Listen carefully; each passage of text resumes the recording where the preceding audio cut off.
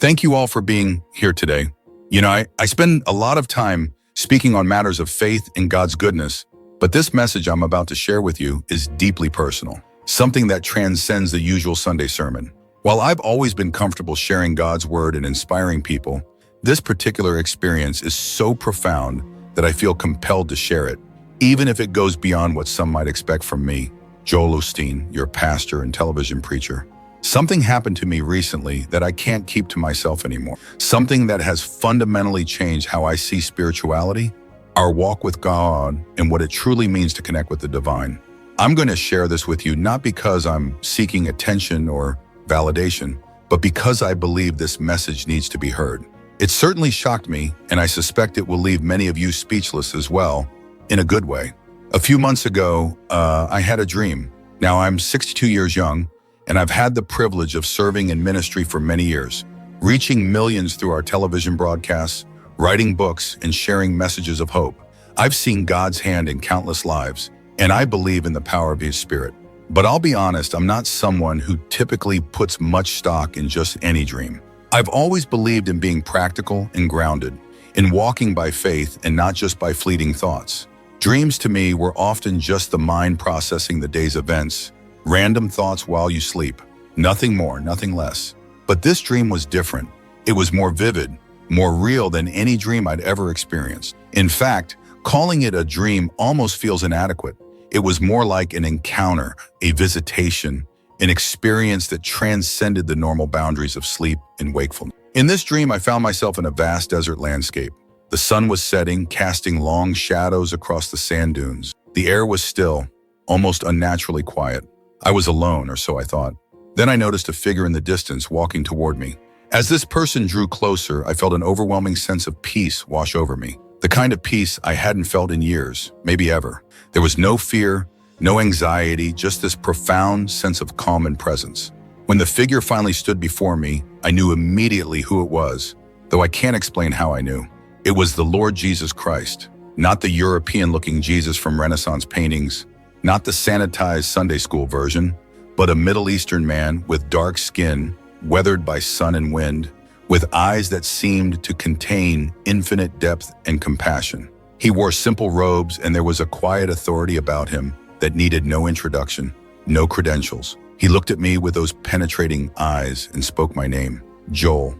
Just hearing my name spoken by him filled me with an emotion I can't adequately describe. It was like being known completely, accepted fully, understood, totally. Then he said something that I'll never forget. I want to talk to you about something that has been lost, something that my followers have forgotten or misunderstood. I want to talk to you about fasting. Now, I'll be honest with you. Fasting was not something I had focused much on in my ministry or personal life beyond traditional church practices, like giving things up for Lent. I knew it was practiced in various religions. I knew Muslims fasted during Ramadan, that Jews fasted on Yom Kippur, that some Christians gave up things for Lent. But I had always seen it as primarily a religious ritual, a tradition, maybe even a form of self-discipline. It never struck me as something so profoundly spiritually significant or personally relevant for today. But Jesus in this dream began to speak about fasting in a way that completely shattered my understanding. What he told me over the course of what felt like hours, though time seemed to work differently in this space, has fundamentally changed how I view spirituality, the human body, consciousness, and our relationship with the divine. Jesus began by addressing the misconceptions about fasting. He said, "When I walked the earth, I taught about fasting, but my words have been misunderstood and distorted. People have turned it into a religious performance, a way to appear holy before others, or they have abandoned it altogether, thinking it was just a tradition of the past with no relevance to modern life." He explained that both approaches miss the profound truth of what fasting truly is and what it accomplishes. He continued, "Fasting is not about punishment. It's not about depriving yourself to earn favor with God or to appear more righteous than your neighbor. It's not about following rules for the sake of rules. Fasting is about liberation. Liberation from the chains that bind your body, your mind, and your spirit. It's about creating space for transformation, for healing, for connection with the divine that exists within and around you. I listened transfixed as he began to explain things that seemed to bridge ancient spiritual wisdom with insights that sounded almost scientific. almost medical. He spoke about the human body in ways that resonated with things I'd read about health and wellness, but with a depth and spiritual dimension I'd never encountered. Your body is a temple, Jesus said, but not just in the way religious people often mean when they quote those words. It's not just about avoiding certain behaviors or substances. Your body is literally a sacred instrument, a vessel for consciousness, a bridge between the material and spiritual worlds. And like any instrument, it requires tuning, maintenance, and occasional rest from its constant labors. He explained that in the modern world, people eat constantly, 3 meals a day, plus snacks, often consuming food from the moment they wake until right before sleep. The body was not designed for this constant influx, he said.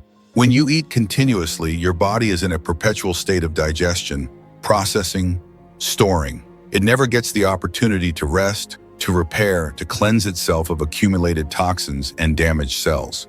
Jesus then spoke about something he called the ancient pathway of renewal. He explained that when the body goes without food for extended periods, something remarkable happens, something that was built into human physiology from the beginning, something that modern humans have largely forgotten. After about 12 to 16 hours without food, he said, your body completes the process of digesting and processing the last meal.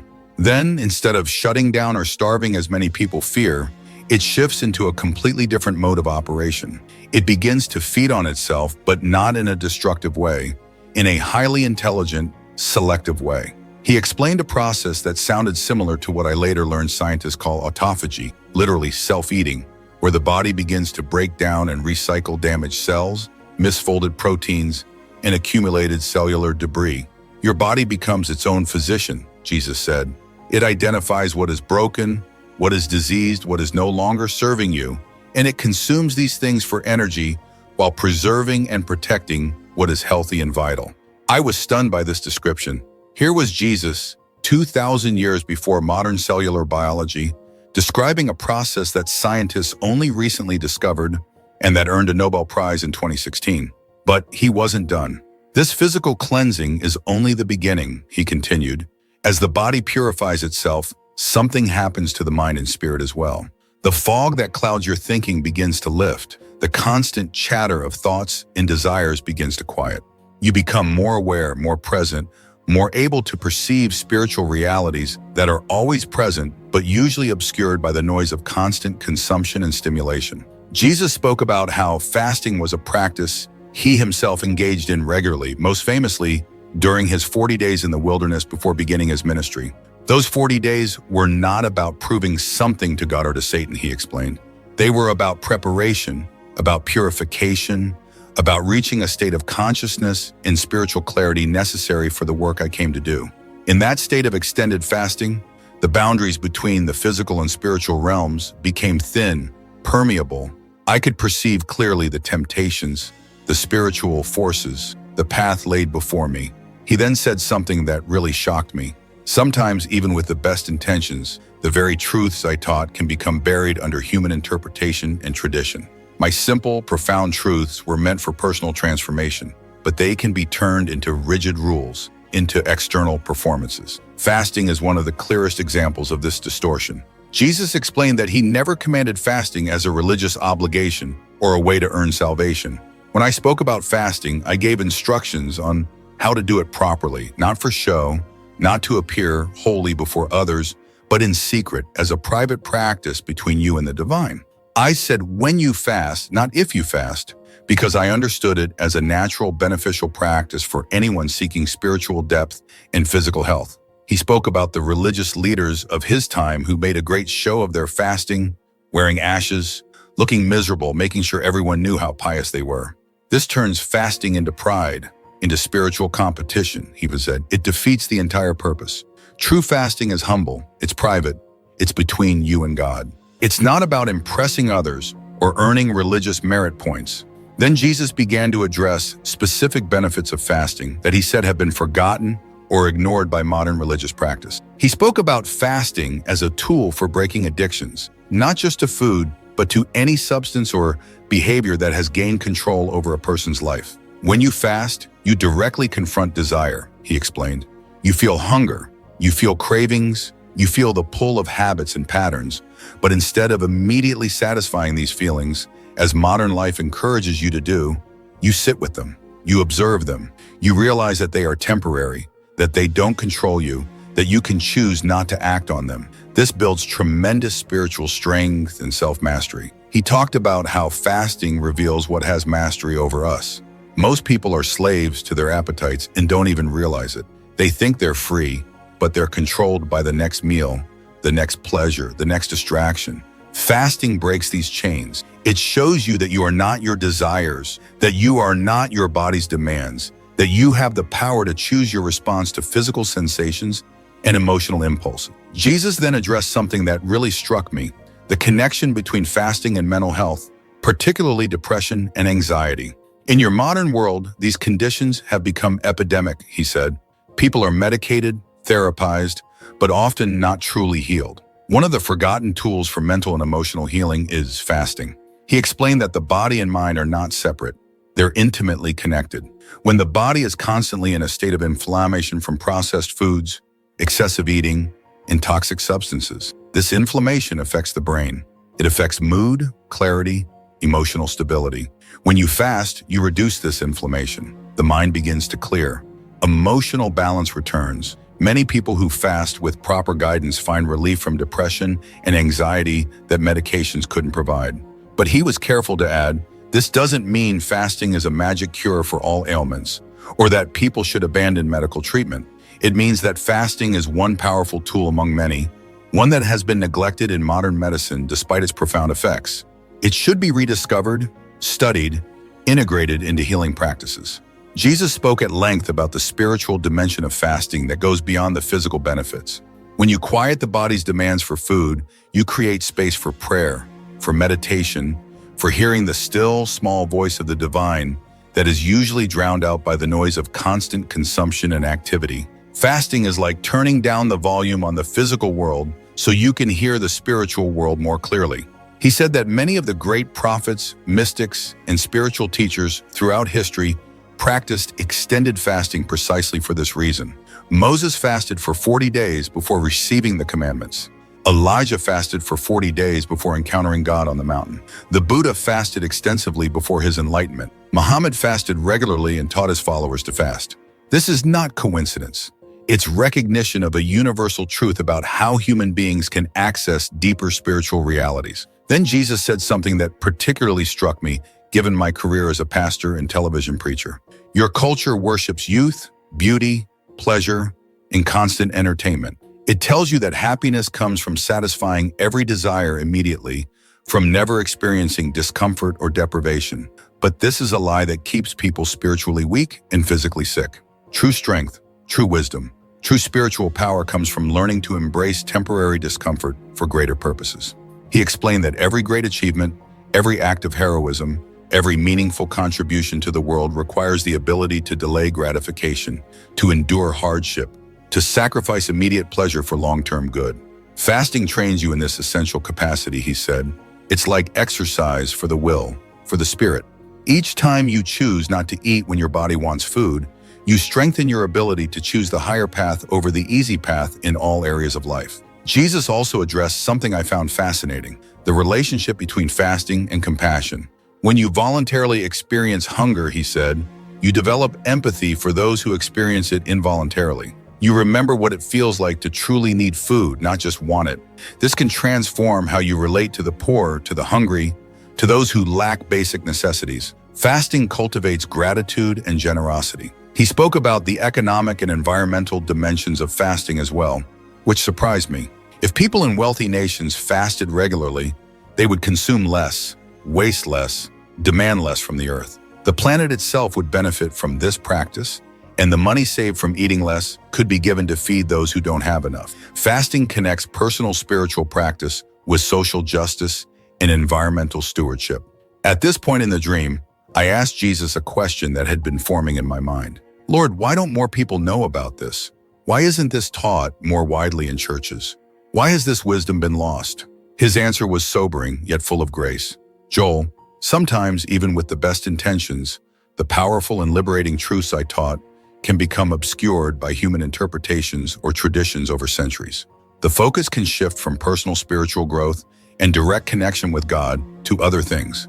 But God's desire has always been for us to experience His presence directly, to be empowered by His Spirit, and to live lives of abundant joy and strength. He continued, also, your modern economy is built on consumption. You're constantly told to eat more, buy more, consume more. Fasting is revolutionary because it goes against the entire economic system. A population that fasts regularly, that learns self-control and contentment with less, is not a good consumer base. There's no profit in people discovering they need less than they have been told. Jesus then gave me specific guidance about how to approach fasting. And this is where the message becomes practical rather than just philosophical. He said, start small. Don't try to fast for 40 days if you've never skipped a meal. Begin with a 12-hour overnight fast. Finish dinner by 7 p.m. and don't eat again until 7 a.m. This gives your body time to complete digestion and begin the cleansing process. He explained that as this becomes comfortable, extend it to 16 hours, then 18, then a full 24 hours. Listen to your body, he emphasized. Fasting should not be torture or extreme deprivation. It should be a practice that challenges you but doesn't overwhelm you. Drink plenty of water. If you feel truly unwell, break the fast. This is about health and spiritual growth, not proving how tough you are. Jesus also warned about who should not fast or should only fast under medical supervision. Pregnant women, nursing mothers, children, people with certain medical conditions, those with histories of eating disorders. These people should be very careful with fasting or avoid it altogether. The practice must be adapted to individual circumstances. There is no one-size-fits-all approach. He spoke about the importance of breaking a fast properly. When you end a fast, especially a longer one, don't immediately gorge yourself on heavy foods. Break the fast gently with something light. Fruits, vegetables, simple soups. Give your digestive system time to wake up gradually.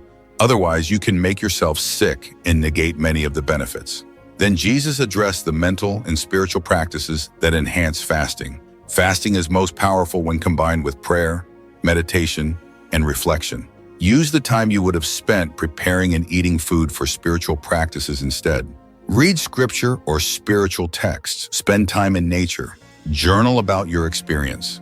The physical act of fasting creates an opportunity, but you must actively engage with that opportunity for it to bear full fruit. He talked about fasting with intention. Don't just skip meals randomly. Fast with purpose. You might fast for clarity about a decision you need to make. You might fast for healing, physical, emotional, or spiritual. You might fast to break free from an addiction or harmful pattern. You might fast simply to deepen your relationship with the divine. Having a clear intention focuses the practice and amplifies its effects. Jesus then shared something that really moved me.